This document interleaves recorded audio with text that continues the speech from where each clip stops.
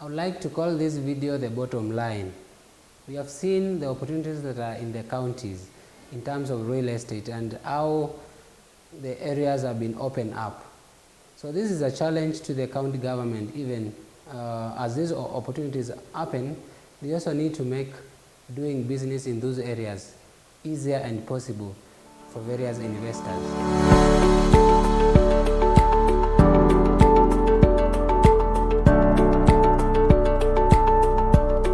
The county government should look into streamlining regulations and laws to improve the ease of doing business in their county jurisdictions. And there has been overlapping levies and taxes, which has been a major headache for most of the enterprises as they increase the cost of doing business. So in this regard, counties that are deemed to have conducive business environments are most likely to attract lucrative investments, both local and foreign investors, especially in real estate. So this is a challenge to the county governments to make doing business in their counties easier by having a streamlined system of laws and bylaws and regulations. And property developers also on their part, they should also map out opportunities that are there in the counties that they believe that they will be able to make the greatest impact in terms of the business bottom line and the value of the locals. And to achieve this, property developers should come up with localized real estate solutions due to the differing economic dynamics across the counties. For example, if you are in Kilifi County, which is near the coast, it is more primed for holiday homes and resorts compared to Nairobi City County. That is kind of ideal for affordable housing and office blocks and residential buildings.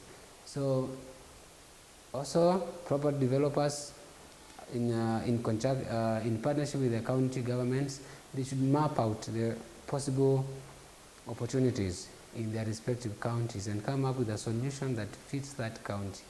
Because as much as we are talking about the real estate developments in the county, not all the county need the same kind of real estate investment. All the counties are different, so it's upon the governance of those counties to come up with what is ideal for them.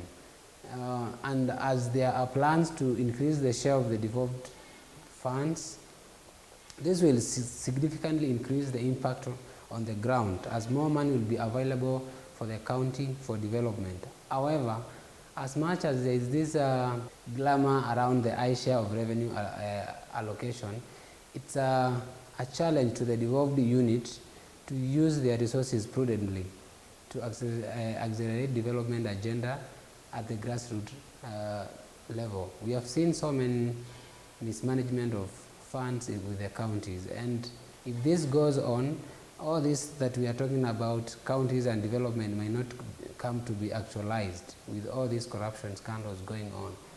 There's no doubt that devolution continues to hold great promise in Kenya, even with the challenges that it has.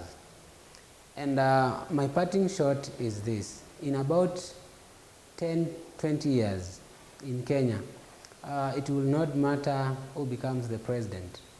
What would matter is who your governor will be. Thank you so much for you watching this series of devolution.